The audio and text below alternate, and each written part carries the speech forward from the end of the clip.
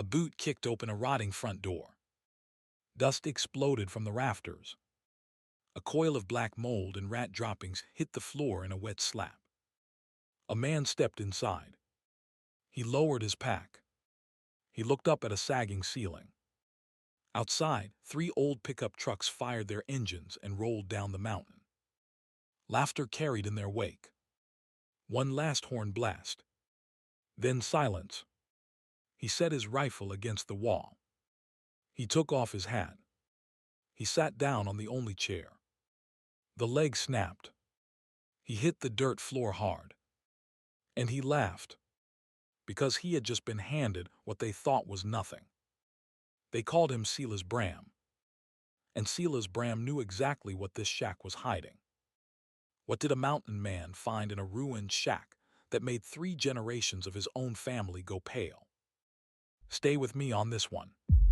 2 days earlier, the same man walked into a lawyer's office in town with mud on his boots and dust on his coat.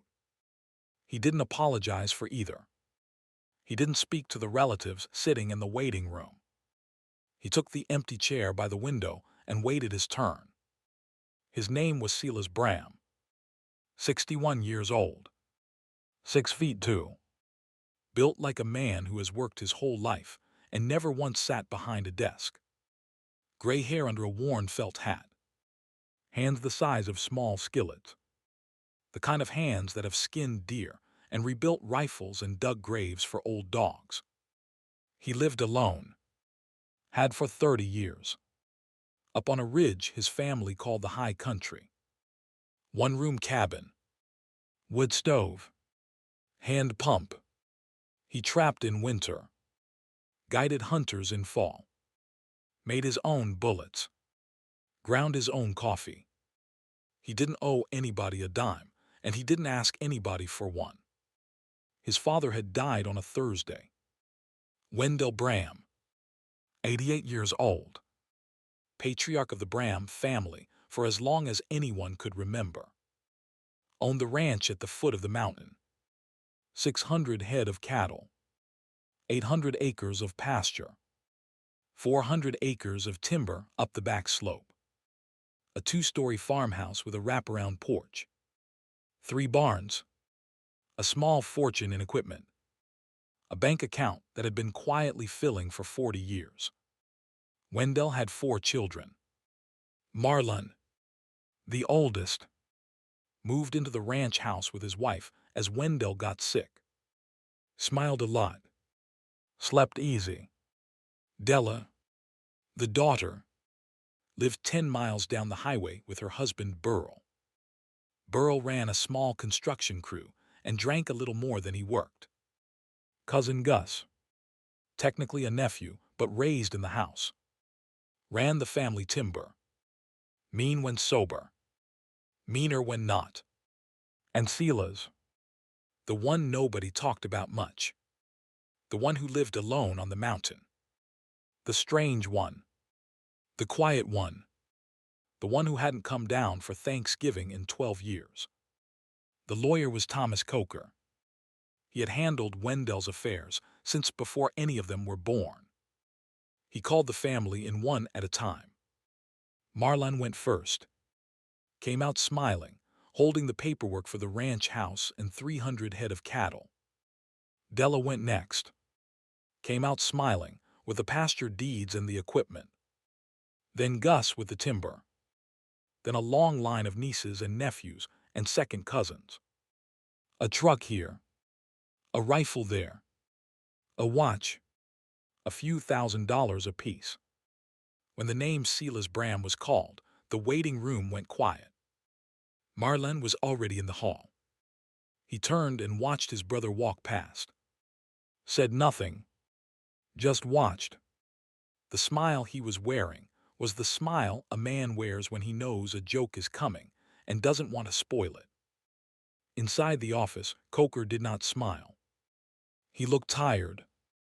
He had a thin manila folder on the desk and a sealed envelope beside it. He said, Silas, I'm sorry to do this. Silas said, just read it.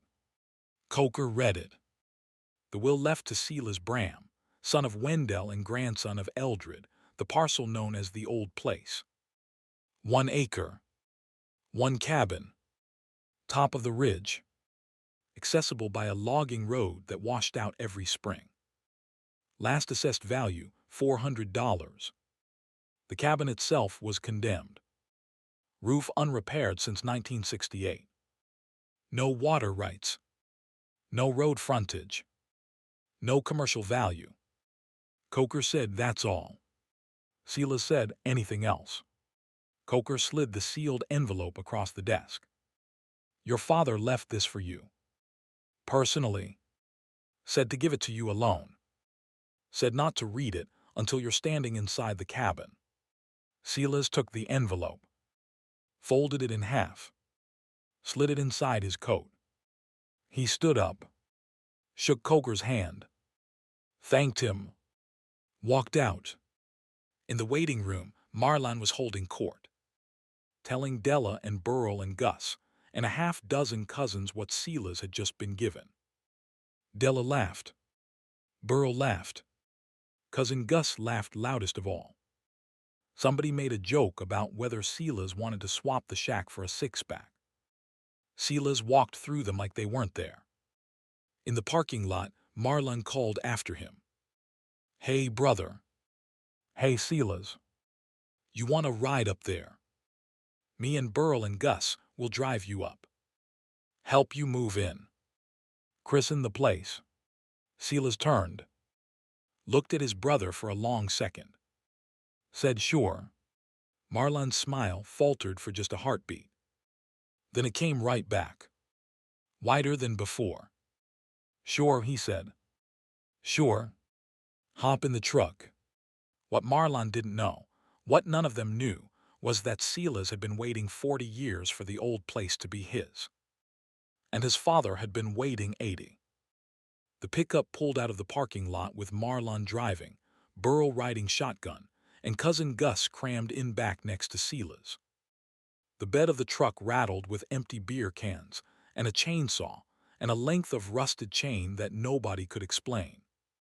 The mountain road climbed in long, lazy switchbacks for 3 miles, then turned to gravel, then to ruts, then to mud, then to 2 faint lines of broken stone that disappeared into the trees. Silas didn't talk. Marlon talked enough for everyone. Stories about the ranch, about Dad's last days, about what a strong man Dad had been right up to the end. Burl chimed in with how nobody could ever replace him. Cousin Gus belched and laughed, and asked Silas how he was going to heat the cabin in winter. Silas said wood. Cousin Gus laughed harder. When they got to the top of the ridge, the cabin was exactly the way Silas remembered it. 40 years of mountain weather had not been kind. The roof sagged at the western corner. The chimney leaned. Half the porch boards were rotted through. The windows were shuttered with boards that the wind had been slowly working loose. The front door hung crooked on one rusted hinge. Marlon laughed when he saw it. "Lord have mercy. They ought to condemn it twice." Burl said, "It looks like it's already condemned." Gus said, "It looks like it died and the funeral was held inside." They thought they were funny. They were not. Silas stepped out of the truck, pulled his pack and his rifle from the bed, walked up to the porch. 3 pairs of eyes watched him from inside the cab. He didn't look back. He walked up to the door. He kicked it open with one boot. That was the moment dust exploded from the rafters and a coil of black mold and dry rat droppings hit the floor in a wet slap, and his 3 relatives in the truck howled with laughter. Marlon honked the horn 3 times. He hollered something the wind tore apart before it reached the cabin. Burl screamed, "Welcome home." Gus screamed something dirtier. Then the engines fired and the trucks rolled back down the mountain. Laughter carried in their wake. One last horn blast. Then silence. Silas sat on the only chair until the leg snapped. He laughed once on the dirt floor. Then he got to work. He cleaned the cabin first. hauled out 3 decades of rotten leaves and dead mice, knocked down a wasp nest that had been built and abandoned years before, pulled down boards that were past saving, stacked them outside for kindling. He worked until the sun touched the ridge line. Then he sat on the porch step. He pulled the sealed envelope from inside his coat. He opened it. The letter was short. Wendell Bram's handwriting. Slow and shaky at the end of his life, but still firm. Still his. Son, if you're reading this, then I'm gone, and you're standing in the cabin, and the others have gone home laughing. Good. That's exactly how it needed to happen. Move the iron stove. The floorboards underneath have not been nailed for almost 100 years. Lift them out. The brass key on the small ring is the only one you'll need. What's down there belongs to you. It has belonged to a Bram since 1923. Your grandfather built that cabin around it. Your grandfather built the whole mountain around it. Don't tell the others. They wouldn't know what to do with it, and what they do with it would shame your grandfather. The ones who deserve it always end up with it. I love you, Dad. Silas read it twice. Then he folded it, slid it back in his coat, stood up, went inside. The iron stove was a small pot-bellied thing, rusted nearly through. He grabbed it by the lip and dragged it sideways. It made a sound like a dying animal across the dirt floor. Underneath the stove was a square of floorboards, a little darker than the rest. He took out his knife, pried up the first board. The nails came loose without resistance. They were not nails. They were dowels of seasoned oak, cut to look like nails, designed to lift out without a hammer. The boards came up in one piece. A sheet of riveted iron lay underneath. A hatch. A brass mechanism. A keyhole. Silas pulled out the ring of keys he had taken from Coker. One brass key. He fitted it. It turned with the sound of well-oiled metal. The hatch lifted. Cold air came up. Old, clean cold. The kind of air that sits in stone places. Below the hatch were stone steps cut into bedrock. Silas took a lantern from his pack, lit it, started down. The chamber was small, maybe 12 feet by 12 feet. Stone-lined walls and ceiling. Dry. He held the lantern high. Against the far wall stood an iron, strongbox the size of a steamer trunk. On a shelf above it sat several oilcloth bundles, tied with leather straps. In one corner leaned a pickaxe and a brass mining lamp, both polished, both clean.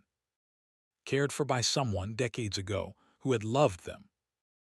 And running through the back wall of the chamber, from floor to ceiling, was a vein of something dark and metallic. Lustrous, catching the lantern light in pinpricks of cold fire. Wider than Silas's hand, as thick as his arm in places. He stepped closer, held the lantern within an inch of the rock, touched the vein with his fingertips. It was cool. It was real. Silver. He sat down hard on the cold stone.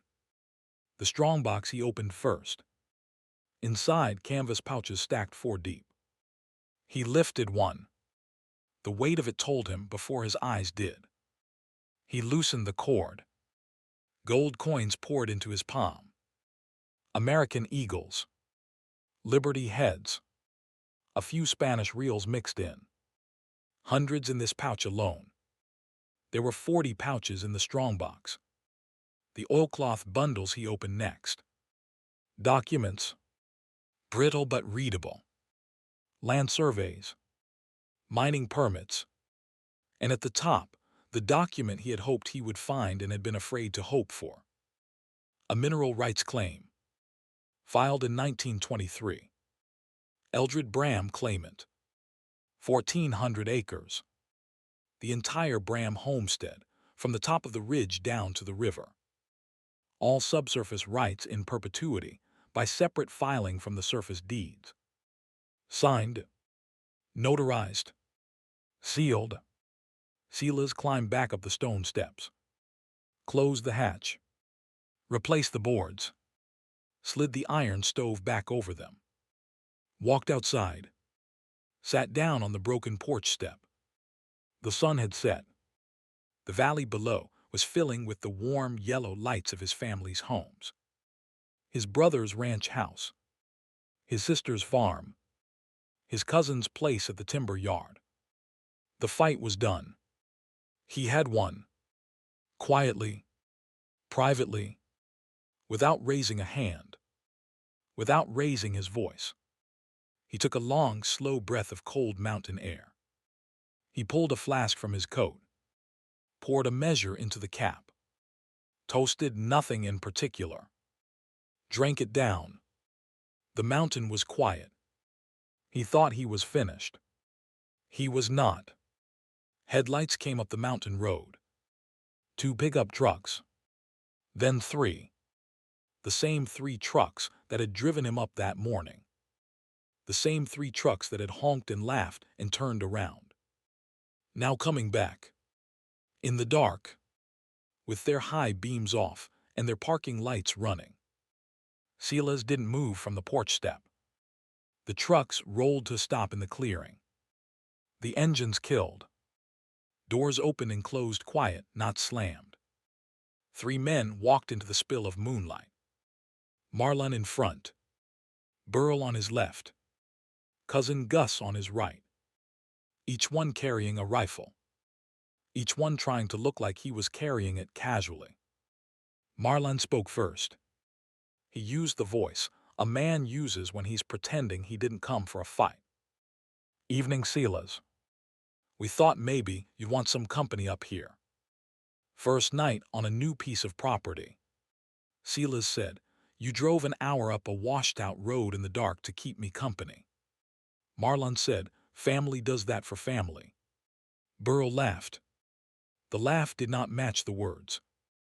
Gus didn't laugh. Gus stared at the cabin. Gus stared at it like a man trying to remember where he'd seen something before. Cousin Gus had spent the afternoon in their father's study, pulling old documents from desk drawers, reading things their father had hidden in the bottom of a filing cabinet. Things Marlon hadn't bothered to look at. Things Burl wouldn't have understood. Things that mentioned the old place. Things that mentioned Eldred Bram. Things that mentioned a claim filed in 1923. Things that did not match the will Coker had read that morning. Gus had brought what he'd found to Marlon 2 hours ago. Marlon had looked at the papers. Marlon had not laughed. That was why they were here. Marlon said, Dad ever talked to you about the old days? About Granddad Eldred? Anything like that? Silas said, we talked about all kinds of things. Marlon said, did he ever talk about the mineral rights? The word hung in the air between the 4 of them. Mineral rights. The kind of word you don't say casually on a mountain at night. Silas said, why? Burl said, we just want to know what we're dealing with, brother. Your family. We want to do right by you.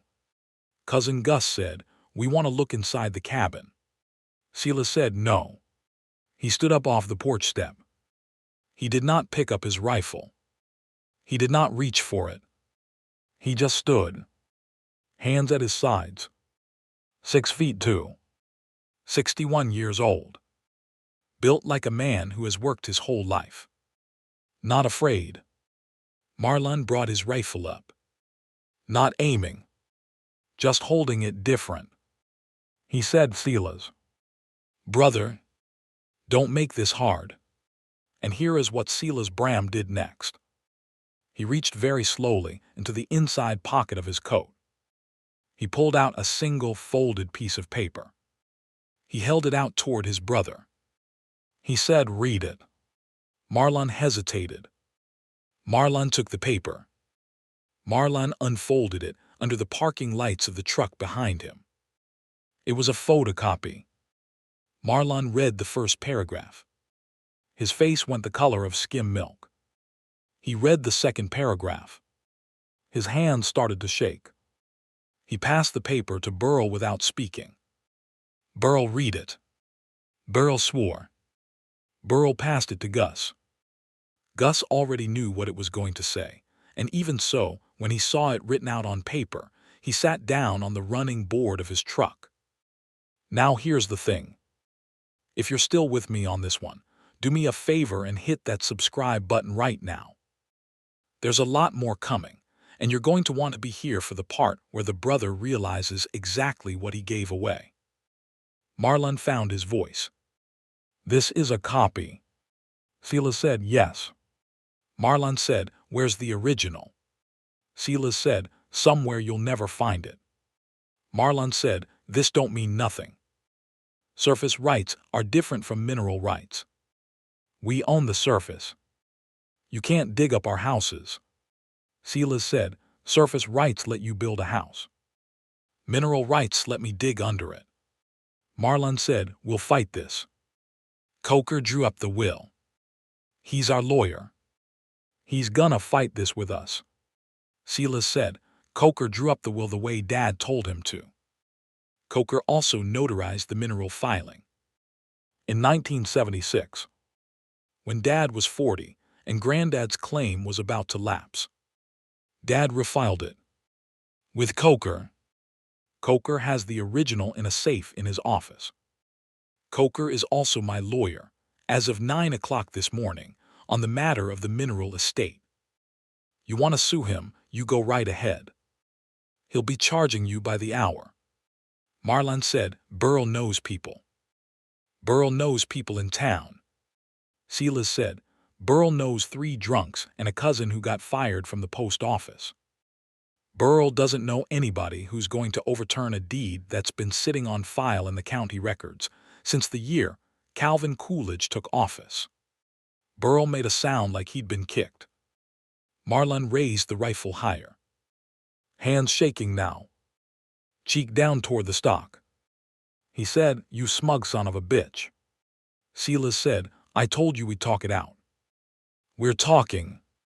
Marlon said, I could shoot you right here and nobody would ever know. Silas said, that's not true. And you know it's not true. Marlon said, try me. Silas said, all right. I'll try you.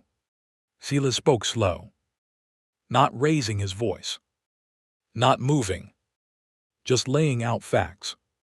He said, there's a county geologist driving up here tomorrow morning at 8. His name is Henry Pace. He works out of the Department of Mineral Resources. He has an appointment. He has a copy of the deed. He has been instructed that if I am not at this cabin to meet him, he is to call the sheriff.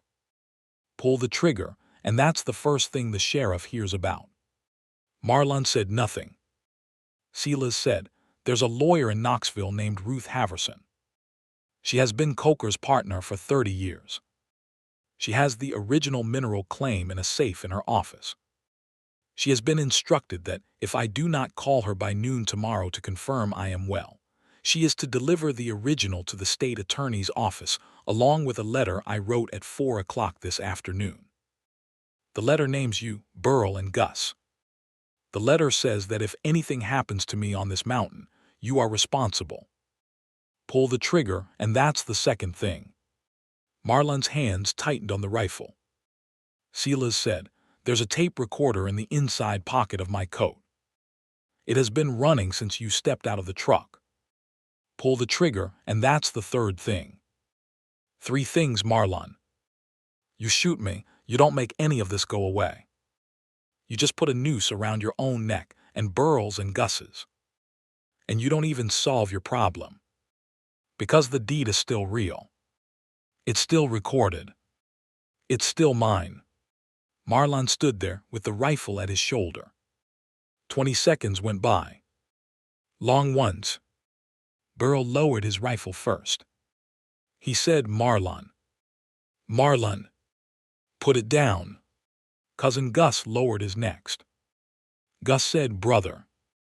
He ain't bluffing. Coker wrote a memo. I saw the memo. Granddad's claim is good. Marlon was the last. His arms came down so slow, it looked like the rifle weighed 200 pounds. He let the barrel point at the dirt. Then he sat down on the running board next to Gus. Then he started to cry. Not loud. Not for show. Just water out of an old man's face that had not cried in 40 years. He said, "What am I supposed to do, Silas? The ranch house is on the vein. They're gonna drill under my home." Silas said, "They're going to drill where the law says they can drill. The houses stay. The barns stay. Anything you've built on the surface, you own. Anything below the surface, the company we hire pays a royalty for, and the royalty comes to me as the holder of the mineral estate. You'll get a percentage as a surface owner. State law sets it. 6%. Marlon said 6%. Silas said, "Of more money than your boys' will ever see in their lives." Marlon stared at the dirt between his boots. Silas said, "Go home, Marlon. Take Burl. Take Gus. Sleep on it. Come back in the morning if you want to talk like men." The trucks left. Headlights now. Engines loud. Tail lights down the mountain in a slow red string. Silas watched them go. He did not sleep that night. He sat on the porch with his rifle across his knees and watched the road. Nothing came back up. At 8 in the morning, Henry Pace's Department of Mineral Resources truck pulled into the clearing. Pace was a thin man with a thick mustache and a clipboard. Silas walked him into the cabin, moved the iron stove aside, opened the hatch and walked him down the stone steps. Pace stood in front of the vein for a long time. Then he said, "Mr. Bram, I'm going to call my supervisor. And I'm going to call him on a secure line. Do you have a phone?" Silas said, "I have a satellite phone in my pack." Pace made his call. He came back up the steps half an hour later. He sat down on the porch with Silas. He looked at the valley. He said, "Mr. Bram, you understand what's in that chamber?" Silas said, "I understand it's silver."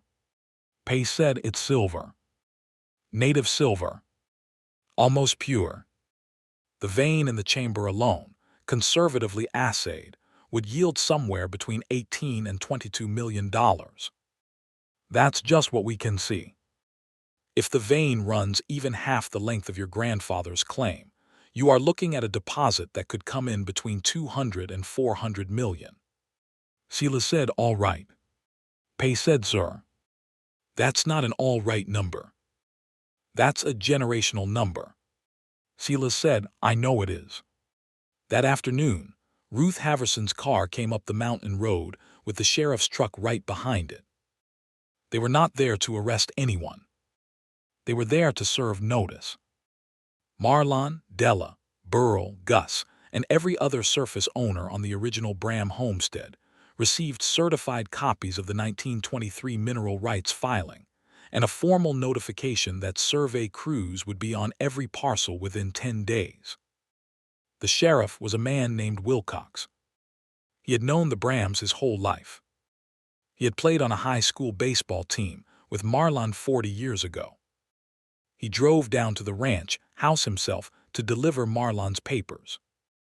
Marlon came back up the mountain that evening alone. He climbed the porch steps slow. He didn't have his rifle this time. He had a paper bag with 2 bottles of whiskey in it. He set the bag on the porch. He sat down on the step where Silas had sat the night before. He said, "Why didn't you tell us?" Silas said, "You didn't ask. You assumed. You assumed the old place was the trash and the ranch was the prize. You assumed the man who lived alone on the mountain was the fool. Dad knew which one of us would take care of this land. So did Granddad. They left me the door because they knew I was the only one who'd open it." Marlon nodded slow. He said, "I'd have done the same thing they did." If I'd been them, I'd have left. Silas said, I know you would have. They sat in the dark for a long time without talking.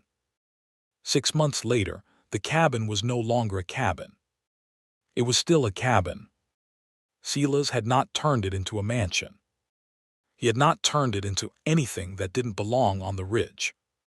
He had pulled out the rotten roof and put a new tin one on. He had replaced the porch boards. He had patched the chinking. He had put glass in the windows and a real door on the front. He had patched the chimney. The cabin sat on the ridge looking exactly like a cabin that had been built in 1923 and finally repaired in the year it was always meant to be repaired. A new chair sat on the porch. A wooden chair, handmade, with a back that didn't snap when a man sat down. Silas had built it himself. He sat in it every evening with a tin cup of coffee or a measure of whiskey, watching the valley fill with light.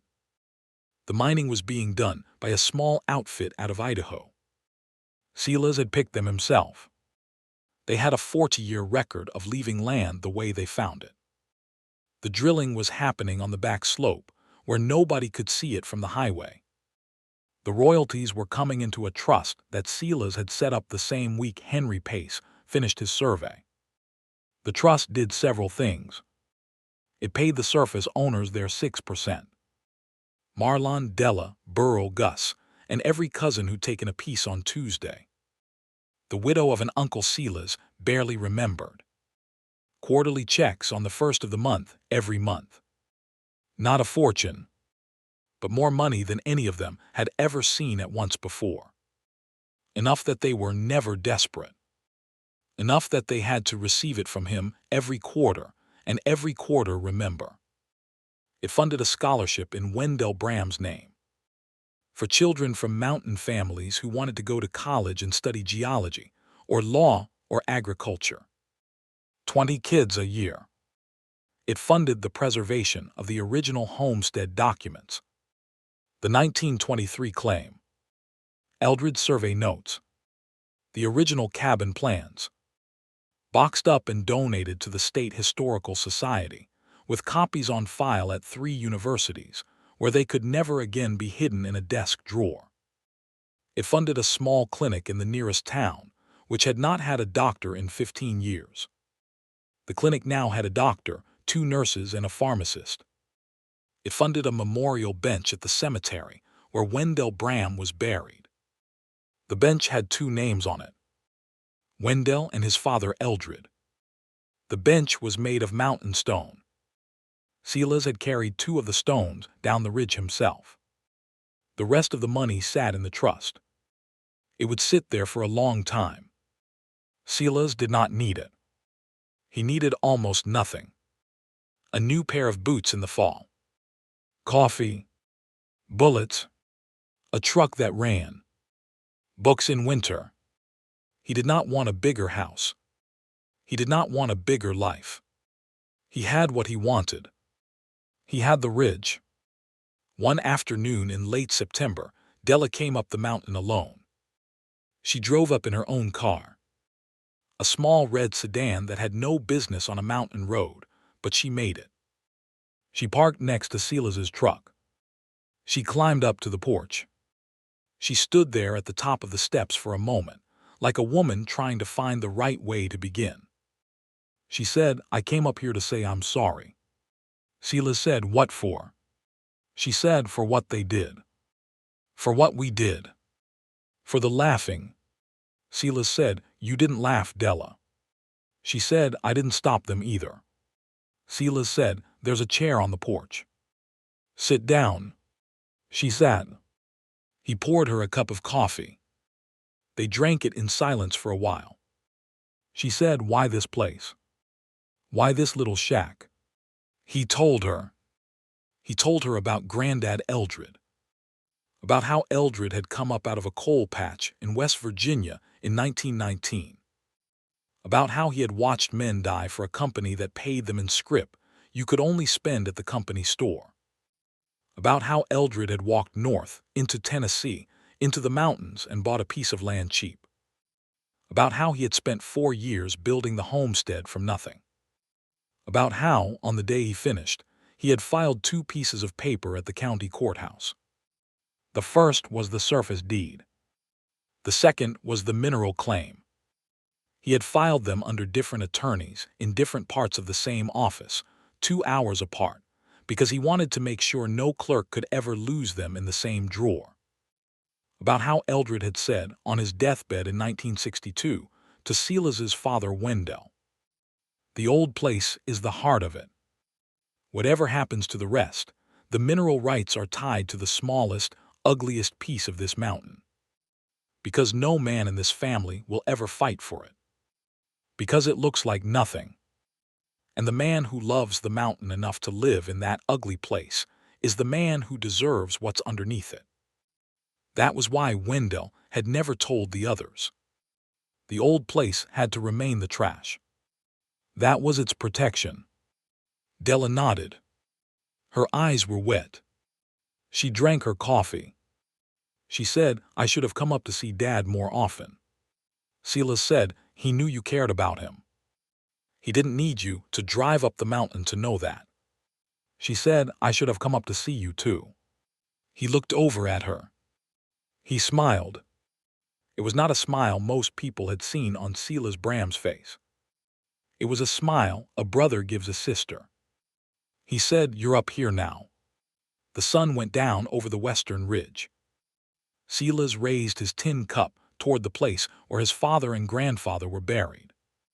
He said quiet, "You did good, old man. You did good." The mountain was quiet.